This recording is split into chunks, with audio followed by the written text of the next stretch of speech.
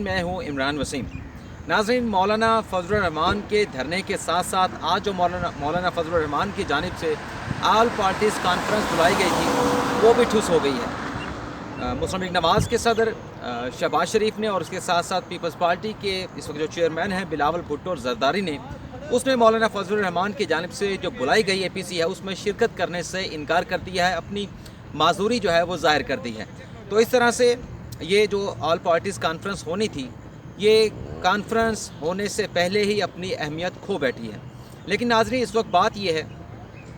कि क्या मौलाना फजलुर रहमान ये जो आज़ादी मार्च लेकर इस्लामाबाद में आए थे, क्या वो वाकई ही वज़ीर आज़म इमरान खान का इस्तीफ़ा हासिल करना चाहते थे? क्या वो वाकई चाहते थे कि वज़ीर आज़म इमरान खान अपने ओहदे से इस्तीफ़ा दें और मुल्क में नए इलेक्शन कराए जाएँ? क्या मौलाना फजलुर रहमान का यही मकसद था या कुछ और मकसद लेकर वो इस्लामाबाद में आए थे और सिर्फ ये दिखावे के तौर पर ये मुतालबात जो है वज़ीर आज़म इमरान खान का इस्तीफ़ा और मुल्क में असर नौ इंतखाबात का मुतालबा सामने रखा गया है? तो इस वीडियो में आपको हम बताएंगे कि मौलाना फजलुर रहमान किन मकासद के साथ यहाँ पर इस्लामाबाद में आए थे और अभी तक पड़ाव डाले हुए हैं। लेकिन नाज़रीन, ये तफसील बताने से पहले मैं आप सब दोस्तों से, भाइयों से, बहनों से और अपने बुज़ुर्गों से ये रिक्वेस्ट करूँगा कि जिन दोस्तों ने अभी तक हमारा जो चैनल है वो सब्सक्राइब नहीं किया वो इस चैनल को सब्सक्राइब कर लें और बेल आइकॉन को प्रेस करने के बाद जो ऑल का बटन आता है उसे भी ज़रूर जो है वो प्रेस करें। अब हम आपको ये तफसील बताते हैं कि मौलाना फजलुर रहमान यहाँ पर क्यों आए थे, उनके मकासद क्या थे। गो के मौलाना फजलुर रहमान ने जब यहाँ पर पहुँचे हैं 1 नवंबर को, 31 अक्टूबर की तारीख दी गई थी कि वो 31 अक्टूबर को दाखिल होंगे। इस्लामाबाद की हदूद में तकरीबन दाखिल हो गए थे, लेकिन इस्लामाबाद का जो उनका पड़ाव के लिए जगह मुख्तस की गई थी वो वहाँ पर तकरीबन 1 नवंबर को 2:45 बजे पहुँचे थे और अगले दिन उनकी जानिब से जलसा किया गया और उनके जलसे में जो तकरीर की गई थी उसमें 48 घंटों का ये अल्टीमेटम दिया गया कि वज़ीर आज़म इमरान खान अपने ओहदे से इस्तीफ़ा दे दें और मुल्क में नए इंतखाबात जो हैं वो कराए जाएँ, और उसके साथ 10 नए मुतालबात भी उन्होंने अपनी उस तकरीर में रखे थे। लेकिन नाज़रीन, अगर आप हकीकत जानना चाहते हैं, अगर आप ये जानना चाहते हैं कि आया कि वाकई मौलाना फजलुर रहमान यहाँ पर इमरान खान का और नए इंतखाबात कराने के लिए यहाँ पर आए थे, तो ये एक दिखाने के हद तक था। यहाँ पर जो गुफ्तगू चल रही है, जो सहाफ़ती हलकों में, सियासी हलकों में और ओपनली जो चहमगोइयाँ हो रही हैं उसमें यही बात की जा रही है कि मौलाना फजलुर रहमान ने गो के ये मुतालबात सामने रखे हैं, लेकिन वो यहाँ पर एक नया मकसद लेकर आए थे। उनका मकसद, अगर आप मौलाना फजलुर रहमान की जो तकरीरें हैं उन्हें अगर आप देखें तो पहली तकरीर में उन्होंने कहा कि वज़ीर आज़म जो इमरान खान है उसकी पुश्त से उसकी बैक के ऊपर जो फ़ौज मौजूद है वो न्यूट्रल हो जाए। रियासती इदारों का लफ्ज़ उन्होंने इस्तेमाल किया, लेकिन जब रियासती इदारों का नाम लिया जाता है तो वहाँ पर मुराद फ़ौज ही ली जाती है। पाक फ़ौज का उसके ऊपर अपना स्टेटमेंट सामने आ गया और फिर जो उनका मुतालबा था, एक मुतालबा ये भी था, जो 12 मुतालबे रखे गए कि मुल्क में जो नए इंतखाबात करवाए जाने हैं उसमें पाक फ़ौज का कोई अमल दखल नहीं होना चाहिए, पाक फ़ौज को किसी किस्म की निगरानी नहीं दी जानी चाहिए। उसके बाद हम ये देखते हैं कि 48 घंटों का जो अल्टीमेटम दिया गया था वो 48 घंटों का जब अल्टीमेटम ख़त्म होने वाला था, मौलाना फजलुर रहमान अपने कंटेनर पर आए तो उन्होंने एक और तकरीर की। वो के 3 दिनों में उन्होंने अपनी 3 तकरीरें की और आज यहाँ पर आज़ादी मार्च का चौथा दिन है। तीसरी तकरीर में फिर उन्होंने वही बात की कि हम ये चाहते हैं कि जो वोट की जो इज़्ज़त है, वोट को वो इज़्ज़त मिलनी चाहिए, वोट की मुकम्मल हिफाजत की जानी चाहिए और वोट के ऊपर किसी किस्म का डाका नहीं डाला जाना चाहिए। इससे मुराद ये था, आप समझ सकते हैं कि ये इस तरह की बातें भी की जाती हैं कि फ़ौज इंतखाबी अमल के दौरान जो है वो मदाखलत करती है, उसमें छेड़छाड़ करती है या उसका इतना रोल होता है कि वो अपने मर्ज़ी के नताइज हासिल करती है। तो यहाँ पर आने का मकसद जो हर जगह के ऊपर डिस्कस किया गया है, सियासी फोरम्स के ऊपर, सहाफ़ती फोरम्स के ऊपर या मुख्तलिफ़ जगहों के ऊपर जहाँ पर कुछ फ़ैसला साजी के मामलात जो है वो ज़ेर गौर लाए जाते हैं, वहाँ पर यही ज़ेर बहस बात आई है कि मौलाना फजलुर रहमान का जो मकसद है वो ये है कि फ़ौज और हुकूमत जो इस वक्त एक पेज के ऊपर है उसका बरमला एतराफ़ जो है वो फ़ौज की जानिब से भी किया गया है और हुकूमत की जानिब से भी किया जाता है कि फ़ौज जो है वो हमारे साथ एक पेज के ऊपर है। फ़ौज की जानिब से कहा जाता है कि जो जमहूरी हुकूमत मुंतखब हुई है हम उसके साथ हैं और मौजूदा हुकूमत जो है वो अपने 5 साल पूरे करेगी। लेकिन मौलाना फजलुर रहमान ये चाहते थे कि इस धरने के नतीजे में फ़ौज जो है वो हुकूमत की पुष्पनाही से हट जाए, उसकी पुष्पनाही या हमायत ना करे और फ़ौज اور حکومت کے مابین جو ہے وہ ایک ڈسٹینس، ایک دراڑ جو ہے وہ کریٹ کریں۔ لیکن جو پرویز خٹک ہیں پاکستان تحریک انصاف کے رہنما بھی ہیں، سینئر سابق وزیر اعلیٰ خیبر پختونخوا بھی ہیں اور اس وقت وزیر دفاع بھی ہیں، ان کی جانب سے میڈیا پر گفتگو کرتے ہوئے یہ بات واضح کر دی گئی تھی کہ جو آرمی چیف کی توسیع کا جو نوٹیفیکیشن ہے وہ جاری کر دیا گیا ہے۔ تو جو مقصد تھا وہ ان کا پورا نہیں ہوا، اور کل جب ان کی یہ جو ڈیڈ لائن تھی وہ ختم ہو گئی تو ان کی جانب سے یہ بڑا جو رویہ تھا وہ بڑا لچک والا تھا۔ اس میں یہ کہا گیا کہ ہم وزیر اعظم ہاؤس کی طرف بھی نہیں جائیں گے اور ہم ڈی چوک کی طرف بھی نہیں جائیں گے۔ لیکن ناظرین، بات جو ہے وہ سنسنی پھیلانے کی نہیں ہے۔ آپ نے صابر شاکر صاحب کی جو ویڈیو لیٹسٹ ویڈیو ہے وہ بھی دیکھی ہوگی، اس میں بھی انہوں نے کہا کہ گزشتہ روز 5 بجے تک یہاں وفاقی دارالحکومت میں جو صورتحال تھی وہ کافی ٹینس تھی، دکھائی یہ دے رہا تھا کہ معاملہ جو ہے وہ تصادم کی طرف جا رہا ہے، اور ہم بھی آپ کو یہی رپورٹ کرتے رہے اور ہم نے کسی جگہ کے اوپر پینک کریٹ کرنے کی کوشش نہیں کی۔ ہم نے یہ بتایا کہ جو ریڈ زون ہے وہاں پر مکمل طور پر سیکیورٹی جو ہے وہ الرٹ کر دی گئی ہے، رینجر وہاں پر تعینات ہیں، ایف سی کے دستے وہاں پر تعینات ہیں، اور جو ریڈ زون جانے والے راستے ہیں ان تمام راستوں کو جو ہے وہ بند کر دیا گیا ہے، بلاک کر دیا گیا ہے، اور ایک آدھ راستہ کھلا رکھا گیا ہے تاکہ یہاں پر جو سرکاری دفاتر ہیں، وہاں کے جو ملازمین ہیں یا ان دفاتر میں کام کاج کے سلسلے میں آنے والے جو لوگ ہیں وہ وہی راستہ استعمال کر سکیں۔ لیکن کل کے بعد جب مولانا فضل الرحمان کی جب تقریر ہم نے سنی تو اس میں انہوں نے کوئی ڈیڈ لائن میں توسیع کی بات نہیں کی، ڈیڈ لائن ختم ہونے کے بعد اپنے لائحہ عمل کا اعلان نہیں کیا، اور ان کی جانب سے کہا گیا کہ ہم اب یہ فیصلہ آئندہ کا جو لائحہ عمل ہے وہ آل پارٹیز جو کانفرنس ہے اس میں یہ طے کریں گے، اور ان کی جانب سے یہ بھی کہا گیا کہ جتنی اپوزیشن جماعتوں کے سربراہان ہیں ان کے ساتھ میں رابطے میں ہوں۔ لیکن آج جو اے پی سی ہونی تھی اس میں بلاول بھٹو زرداری بھی شریک نہیں ہو رہے اور اس میں شہباز شریف بھی شریک نہیں ہو رہے، اور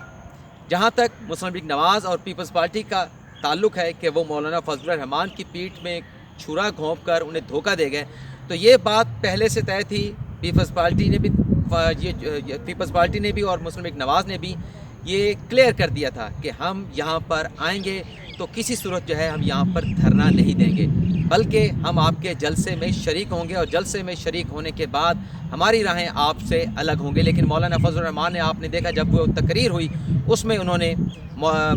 جو بلاول بھٹو زرداری تھے وہ بھی موجود تھے، ان کی موجودگی میں 48 گھنٹوں کا جب الٹیمیٹم دیا تو اس کے اوپر بلاول بھٹو زرداری کو بھی یہ بات ناگوار گزری اور ان میں مزید ڈسٹینس جو ہے وہ پیدا ہوئے۔ اب یہ دو سیاسی جماعتیں کیوں یہاں پر ڈی چوک تک نہیں آنا چاہتی، وزیر اعظم ہاؤس کا گھیراؤ کیوں نہیں کرنا چاہتی؟ یہ سیاسی جماعتیں ہیں، یہ سمجھتی ہیں کہ اگر ہم نے آج موجودہ حکومت کا گھیراؤ کیا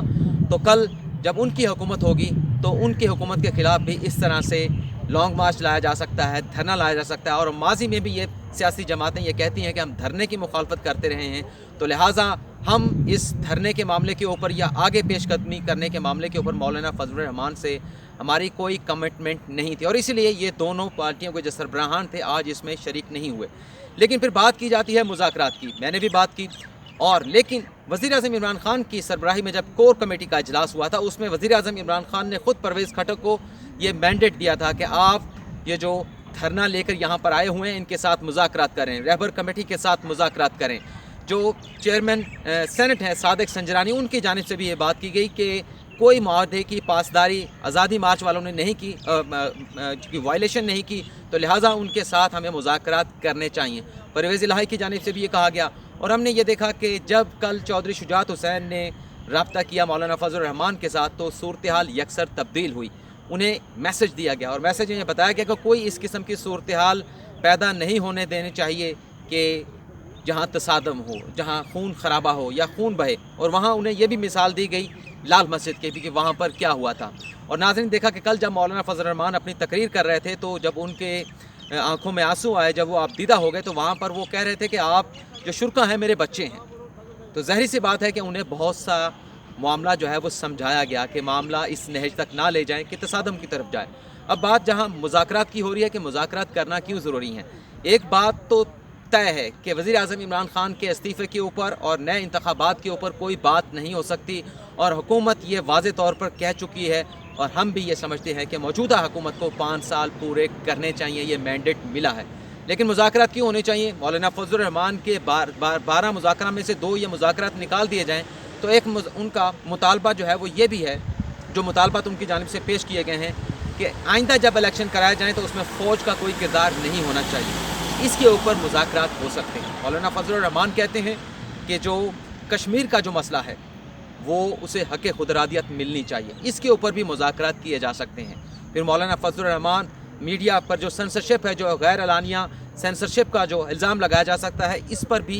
बात की जा सकती है और बात होनी भी चाहिए। और बात क्यों होनी चाहिए? कुछ दोस्त कहते हैं कि मुज़ाकरात नहीं होने चाहिए। जब वज़ीर आज़म इमरान खान ये मैंडेट दे रहे हैं परवेज़ खटक को और हुकूमती कमेटी के ये अरकान कह रहे हैं कि हमने ये मुज़ाकरात करने हैं, तो इसकी बहुत बड़ी रीज़न है। रीज़न ये है कि मौलाना फजलुर रहमान अपना प्लान बी और प्लान सी भी बताते हैं। गो कि उनका धरना अब ये लगता है कि जिन नताइज के लिए वो आए थे वो उन्हें नताइज या मकासद नहीं मिल सके, लेकिन वो प्लान बी और सी की बात करते हैं कि हम जो पसपा हैं वो नहीं होंगे और हमारे पास प्लान बी और सी हैं। प्लान बी और सी के अंदर पार्लियामेंट से इस्तीफ़ा देना भी शामिल है। अगर ये सियासी जमातें पार्लियामेंट से इस्तीफ़ा देते हैं तब भी मसाइल पैदा होंगे मौजूदा हुकूमत के लिए। लेकिन अगर ये मुल्क गिर हड़तालें करते हैं, लेकिन अगर ये जो बड़ी बड़ी शाहराएँ हैं पाकिस्तान की, जो पूरे पाकिस्तान को आपस में मिलाते हैं, उसे ब्लॉक कर देते हैं, तो इससे भी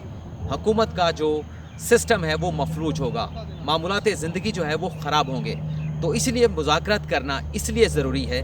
कि दो बातों पर तो बात नहीं हो सकती है, ये वाज़ेह है। इसके ऊपर कोई डिफरेंस नहीं है, कोई इसके ऊपर इख्तलाफ नहीं है कि वज़ीर आज़म का इस्तीफ़ा और नए इंतखाबात या असम्बलियाँ तोड़ने के ऊपर कोई बात नहीं हो सकती। लेकिन बाकी मामलात पर मुज़ाकरात करने का मतलब ये है कि कल को अगर ये फिर इस किस्म की सूरत हाल या मसाइल पैदा करते हैं, शटर डाउन करते हैं, हड़तालें करते हैं, जलसे जुलूस करते हैं, या मुल्क की जो दूसरी बड़ी शाहराएँ हैं उन्हें ब्लॉक करके जो निज़ाम ज़िंदगी है उसे मफलूज करते हैं तो मसाइल मौजूदा हुकूमत के लिए जो है वो पैदा होंगे। और जब ये मसाइल पैदा होंगे, 1 साल मौजूदा हुकूमत को पहले गुजर चुका है और बाकी 3 साल 4 साल रहते हैं। और 4 साल भी नहीं, मैं इसको 3 साल कहता हूँ, क्योंकि आखिरी साल जो होता है वो इलेक्शन का साल होता है। और अगर मौजूदा हुकूमत सिर्फ अपनी मुद्दत जो है जो 5 साल की उसे मिली है, उसमें 4 साल सिर्फ इन्हीं मसाइल को निमटते हुए वो गुजार देगी, तो लोगों के जो मसाइल हैं वो किस तरह से हल होंगे, लोगों के साथ जो वादे किए गए हैं वो किस तरह से हल होंगे। तो इसके लिए बेहतर यही है कि मौलाना फजलुर रहमान के साथ, जैसे वज़ीर आज़म इमरान खान कहते हैं, कि जो उनके इन 2 मुतालबात से हटकर जो मुतालबात हैं उन्हें सुना जाए और उन्हें कुछ ना कुछ इन मुतालबात की यकीन दहानी के हवाले से जो है वो कन्विंस किया जाए, रजामंद किया जाए और उन्हें कोई जो है वो कमिटमेंट दी जाए, ताकि बाकी जो टेन्योर है मौजूदा हुकूमत का वो आराम के साथ गुजार सके, पुरसकून ज़हनी तौर पर होकर, ताकि अपनी गवर्नेंस के अंदर बेहतरी लाकर जो इस वक्त आवाम के मसाइल हैं उन्हें केटर किया जा सके। नाज़रीन, मैं इस वक्त मौजूद हूँ रेड जोन के अंदर। मेरे सामने यहाँ पर डी चौक के सामने जो कंटेनर्स लगाकर रास्ता ब्लॉक किया गया है। कल तक की टेंस जो सूरत हाल थी, यहाँ पर जो सिक्योरिटी अलर्ट की गई थी, आज भी इसी तरह की सूरत हाल है। अभी हम आपको मनाजिर दिखाते हैं कि यहाँ पर रेंजर्स के दस्ते तैनात किए हैं, ताकि अगर मौलाना फजलुर रहमान आज या कल में भी कोई ऐसी की सूरत हाल या रेड जोन की जानिब पेशकदमी का ऐलान करते हैं तो सिक्योरिटी फोर्सेस यहाँ पर मुकम्मल तौर पर अलर्ट हैं। और जब अगर इस किस्म की सूरत हाल बज़ाहिर नहीं लग रहा कि पैदा होगी, मौलाना फजलुर रहमान का जो लॉन्ग मार्च है वो लग रहा है कि आइंदा 24 घंटों से तकरीबन 36 या 48 घंटों में अपने इख्तिताम की जानिब बढ़ जाएगा, उसका इख्तिताम हो जाएगा। लेकिन बहरहाल रेड जोन की सिक्योरिटी को जो है वो मलूज़ खातिर रखते हुए यहाँ पर अभी भी फोर्सेस तैनात हैं और उन्हें अलर्ट कर रखा गया है। और इनमें इस्लामाबाद पुलिस के जवान भी हैं, पंजाब पुलिस के जवान भी हैं, आज़ाद कश्मीर पुलिस के जवान भी हैं, रेंजर्स के दस्ते भी मौजूद हैं, FC की भी हैं और पाक फ़ौज के जो दस्ते हैं उन्हें भी यहाँ पर जो हसास इमारतें हैं वहाँ पर तैनात किया गया है। रेड जोन के क्या मनाजिर हैं